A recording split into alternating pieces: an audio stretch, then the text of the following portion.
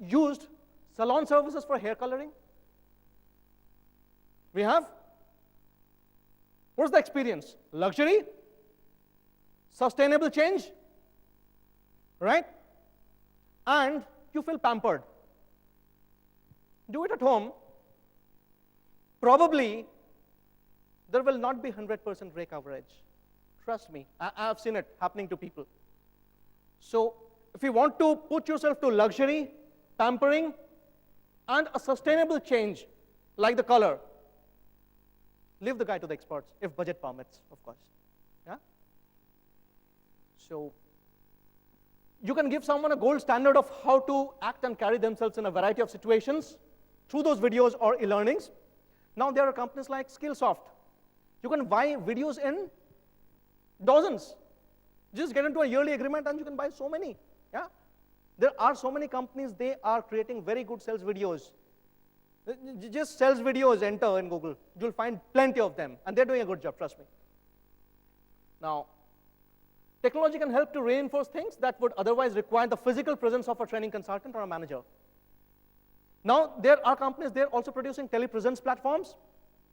Say this particular session can be shown to at least 10, 15, 20 destinations. So they can also participate in life-size videos, they can. So these are the technology platforms I'm talking about. Now, again, discussions, best practices, where is it going? It's going to be more social and collaborative as the evolution of technology is allowing for more innovative methods to bring teams together. There's also an increased focus on using the input of others to teach via shared learning experiences. How to do it?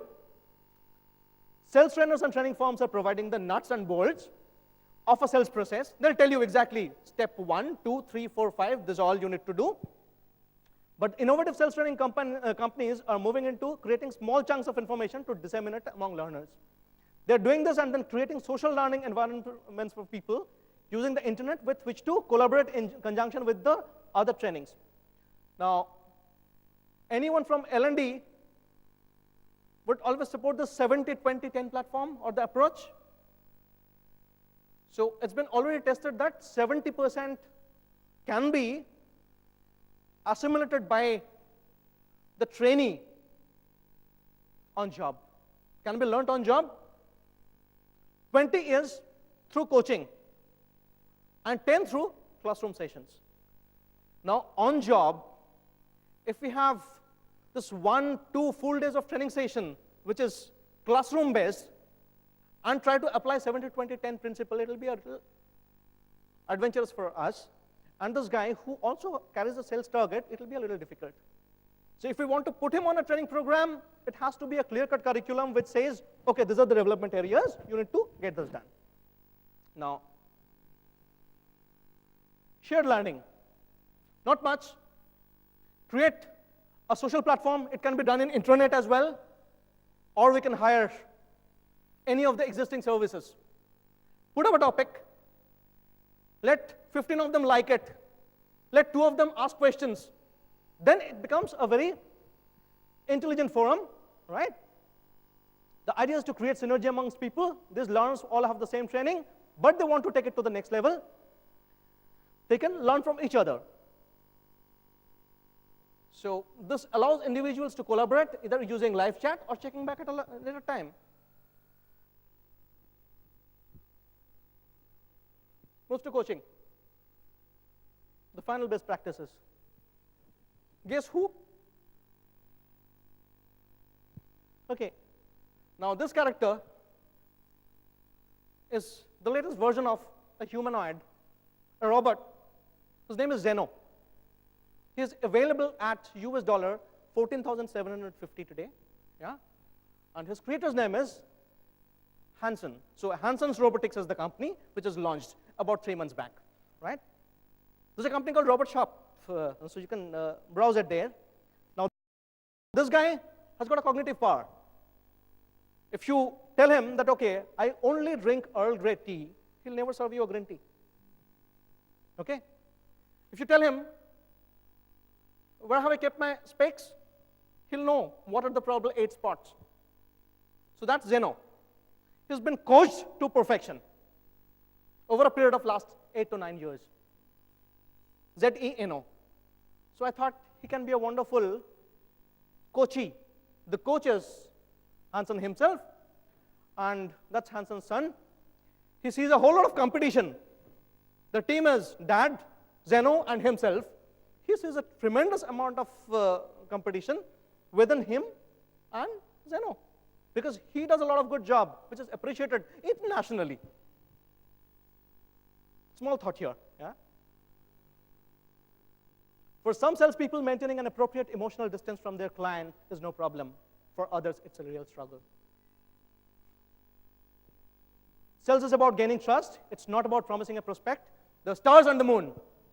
Too many salespeople, especially those new to sales, fall into the black hole of overvaluing relationships. Overvaluing relationships mean placing too much emphasis on the dynamics between the salesperson and the prospect. So what are you doing? Rapport building.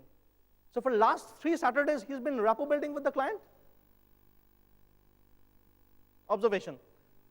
See, I mean, these are gained from different sources, so I just wanted to compile this is also happening. It's not the traditional method of coaching. Last year I had discussed about skill and will, talent and effort. So opportunity remaining the same. This too. Opportunity remains the same. This talent and effort may differ for a lot of people.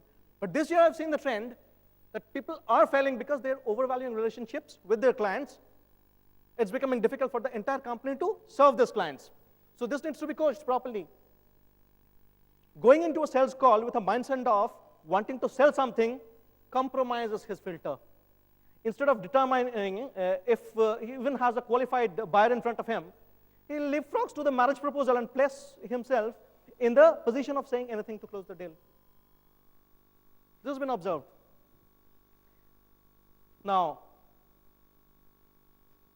need to maintain an emotional distance. Okay, you engage him. Fine, the client needs to be engaged in a fruitful or a thoughtful discussion. There are a couple of points which need to be taken care of. If you don't do it, overvalue it, the call may lose its objectivity. The call may lose sight of the mission. Rejections, objections, everything become very, very personal for the candidate. And whatever was the rock bottom rate, he started calling up his country head for discounts. Yeah? This typically happens in project-based sales.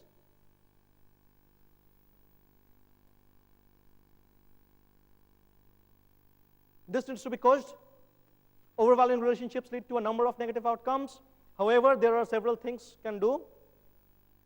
Speak to the manager. Make them aware of the issue. Use an in-depth sales assessment. Now I was talking about one ASQ. A questionnaire can be again used to see his type, what kind of mistakes he or she is doing in the field, and what's the gap. Give him sales coaching. Get into a full-fledged coaching agreement with the manager. Manager can be an excellent coach, or the trainer. Now, coaching is a $1 billion industry now, right? But trust me, the